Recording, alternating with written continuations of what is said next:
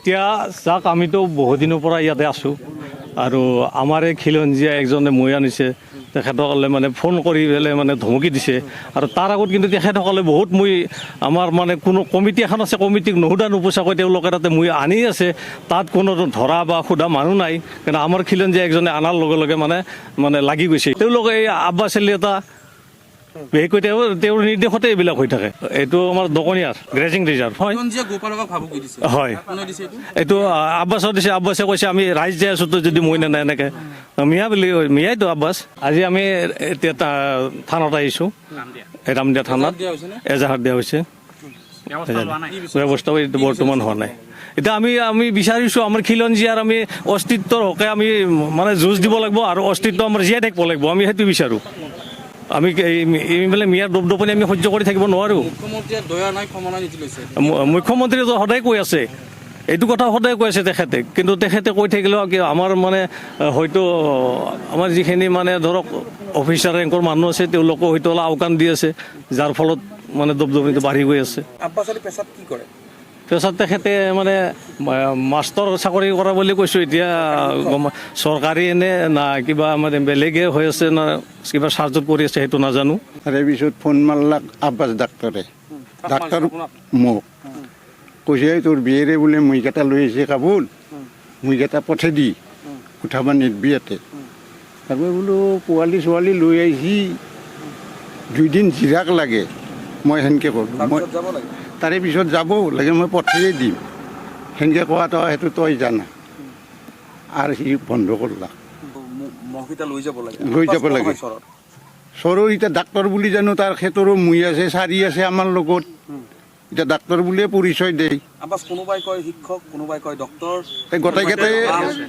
গোটেইকেইটাই পৰিচিত হৈ থাকে চৰ শনিবাৰে ৰাতি এই আব্বাছ ডাক্তৰে বিৰাট ভুকি দিছে তেখেতক এই হৰিদাসক মই মোৱা বান্ধি আছোঁ গধূলি তাৰে পিছত বান্ধি চান্ধি উঠি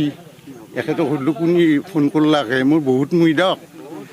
তাৰপিছত কৈছে আব্বাছ ডাক্তৰে সেনেকৈ ক'লাক পুৱা লৈয়ে যাম দিয়ক সেনাইতো দালালে কোনে মিয়াই কি ক'ব এইগিলাখান মুইকেইটা খেদি দিব লাগে তাৰপিছত ৰাতি ধৰি ফোন কৰি আৰু 9টা বজাত ফোন কৰিছে আব্বাছ ডাক্তৰে ৰাতিপুৱা যদি মুইকেইটা নেনে কাবুল মুইকেইটা খেদি দিয়া হ'ব ৰাইজ যাব এতিয়া মিয়াৰে ৰাইজ যায় না গোৱালৰে ৰাইজ যায় সেইটো ভাঙি কোৱা নাই সেইটো আব্বাছ আলী এটা আব্বাছ আলীটোন সি তাৰে মাতবৰ আৰু মিয়া এটা আৰু তেখেতৰ বাপেক আছিল নিংনিমাৰীৰ পৰা আৰু ক'ৰ পৰা আহিছে সেইটো তদন্ত হ'ব লাগে সেইটো মই ডিচিক দিম লিখি কিনে পূৰা তদন্ত হ'ব লাগিব আৰু তেখেতে এখন ভুৱা ফাৰ্মাচী খুলি মানুহৰ লগত হেতালি খেলাই আছে সেইটো ডিচিক জনাম সেইটো বন্ধ হ'ব লাগে অতিকন হে পেছাত এজন চাকৰি মাষ্টাৰ চাকৰি কৰে কিন্তু তেখেতে চাকৰিত অফিচত নাযায় এই ৰকমে দালালি কৰি ঘূৰি থাকে তেখেতে এতিয়া মিয়াৰ দপদমনি চলিছে তাৰ লগত আমাৰো অসমীয়া মানুহ কেইজনমান আছে তেখেতসকলে তাৰ পৰা পইচা খাব পাৰে খাই পেলাই তেখেতসকলে এই কামটো কৰি আছে এতিয়া অস্তিত্ব মানে খেদি দিলে মানুহ আমাক খিলঞ্জীয়া মানুহক খেদি দিলে কিন্তু তেখেতসকলৰ সেইখানি চেতনাই আমাৰ এইখিনি অসমীয়া মানুহ হয় আমাক কিয় খেদিব দিম কিন্তু তেখেতসকলে হেৰি কৰিব দিছে ফোন কৰিব দিছে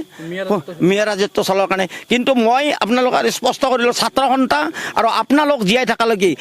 আমি থকালৈকে আমি দোকানীয়া কেইজন তাতে মিয়াৰ দপদপনি চলিব নিদিম কোনোদিন মিয়াৰ বদন মানে কি আৰু পাৰিলে আমাক মানুহক মাৰিব মোক বিচাৰি থাকে মাৰিব গেলি তাতে মোক মই সেইকাৰণে আজি এছডিচি মহক কৈছোঁ যদি আপুনি যদি মোক যদি চিকিউৰিটি নেৰে তেতিয়াহ'লে মই চিএমৰ তাক যাম মই চিকিউৰিটি লগ মোক চিকিউৰিটিৰ মোৰ প্ৰয়োজন আপোনাৰ মোক বিচাৰি থাকে সিহঁতে মোক ধন্যবাদ দিছোঁ মুখ্যমন্ত্ৰীক তেখেতে মিয়াৰ কাৰণে আন্দোলন কৰি আছে তেখেতক ধন্যবাদ দিছোঁ তেওঁৰ আৰু 30 বছৰ তেখেতে ৰাজত্ব কৰক তাৰ বাবে তেখেতক ধন্যবাদ দিছোঁ আৰু তেখেতক মই অনুৰোধ কৰিছোঁ দোকনীয়া ৰিজাৰ্ভ অতি সোনকালে চাওক আপুনি বিচৰা বাতৰি পাব কেৱল নিউজ 18 এপত নিউজ 18 এপ ডাউনলোড কৰিবলৈ স্ক্যান কৰক এই QR কোড গুগল প্লে ষ্টৰতো পাব এই নিউজ 18 এপ